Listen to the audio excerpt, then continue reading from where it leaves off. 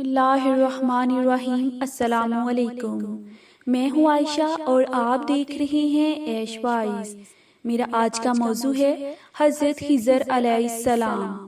آج کے موضوع پر بات کرنے سے پہلے ہم اپنے ناظرین سے گزارش کرتے ہیں کہ اگر آپ ہمارے چینل پر نئے ہیں تو سب سے پہلے ہمارا چینل سبسکرائب کریں اور بیل آئیکن کو پریس کرنا مت بھولیں تاکہ ہماری آنے والی نئی ویڈیو سب سے پہلے آپ کو ملتی رہے۔ تو دوستو شروع کرتے ہیں آج کا موضوع۔ ایک مرتبہ حضرت خضر علیہ السلام کسی دریا کے کنارے بیٹھے تھے۔ اتنے میں کسی سائل نے آ کر ان سے سوال کیا کہ میں اللہ سے آپ کے واسطے سوال کرتا ہوں، مجھے عنایت فرمائیں۔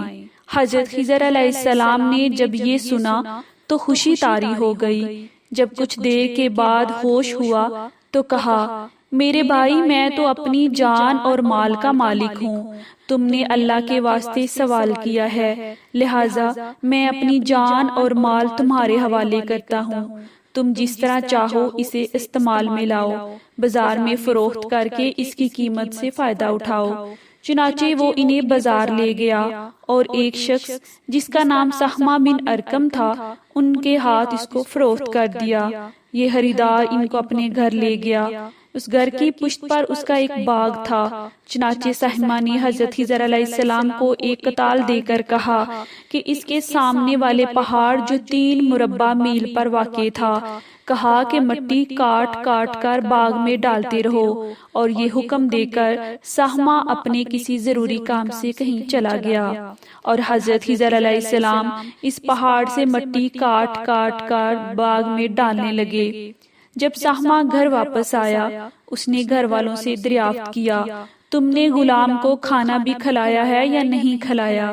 تو گھر والوں نے جواب دیا، ہمیں معلوم نہیں کہ غلام کہاں ہے۔ یہ سن کر جب سہمہ خود کھانا لے کر باغ میں آیا تو اس نے دیکھا کہ وہ غلام یعنی حضرت خضر علیہ السلام تمام پہاڑ کی مٹی کاٹ کاٹ کر باغ میں ڈال چکے تھے اور اپنے کام سے فارغ ہو کر اپنے خالق حقیقی اللہ تعالیٰ کی عبادت میں مصروف تھے۔ جب سہمہ نے سارا منظر دیکھا تو حیرت سے پوچھا، یہ تو بتائیے حضور کہ آپ ہیں کون؟ حضرت خضر علیہ السلام نے فرمایا، بھائی میں خضر ہوں۔ جس کو سن کر سہمہ کے ہوش اڑ گئے۔ وہ خود سے کہنے لگا، او سہمہ یہ تو نے کیا کر دیا، نبی کو غلام بنا دیا۔ اس نے اللہ تعالیٰ سے توبہ کی اور اللہ کے لیے حضرت خضر کو آزاد کر دیا۔ اللہ کی بارگاہ میں عرض کیا کہ یا اللہ مجھے معاف فرما، میں نہیں جانتا تھا کہ یہ خضر علیہ السلام ہیں۔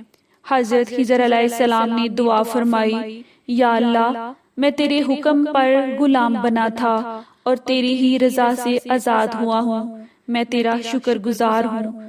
اس کے بعد واپسی کی اجازت لے کر جب دریا پر واپس آئے تو دیکھا کہ ایک شخص کھڑا دعا مانگ رہا ہے کہ اے میرے رب، اے میرے پروردگار، حضرت خضر علیہ السلام کو غلامی سے رہائی عطا فرما دے اور ان کی توبہ قبول فرما لے۔ حضرت خضر نے جب یہ دیکھا تو اس شخص سے دریافت کیا کہ اے بندے آخر تم ہو کون؟ اس شخص نے فرمایا، میں تو شازون ہوں، آپ کون ہیں؟ آپ علیہ السلام نے فرمایا، میں خضر ہوں۔ اس پر شازون نے کہا کہ اے خضر تم نے اپنے لیے مکان بنا کر دنیا طلب کی ہے، کیونکہ حضرت خضر علیہ السلام کا دریا کے کنارے ایک عبادت خانہ تھا۔ یہ سن کر وہ فوراً میدان میں نکل آئے اور اللہ کی عبادت میں مشغول ہو گئے۔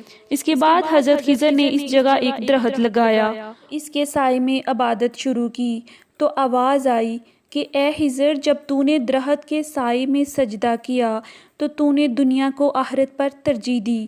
مجھے اپنے عزت و جلال کی قسم ہے، مجھے دنیا کی محبت میں رضامندی نہیں ہے۔ اس کے بعد آپ نے شازون فرشتے سے کہا کہ اے شازون دعا کرو اللہ میری توبہ قبول فرمائے۔ چنانچہ شازون نے دعا کی اور اللہ رب العزت نے شازون کی برکت سے حضرت خضر علیہ السلام کی توبہ قبول فرمائی۔ اس واقعے سے حاصل حصول یہ ہوتا ہے کہ اللہ سبحانہ و تعالیٰ کے برگزیدہ بندے اسی حالت میں راضی رہتے ہیں جو اللہ تعالیٰ کو منظور ہو۔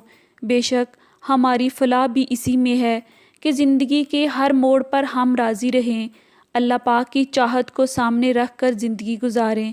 دعا ہے کہ اللہ کریم ہمیں اس واقعے سے سبق حاصل کر کے نیک بننے کی توفیق عطا فرمائے۔ آمین۔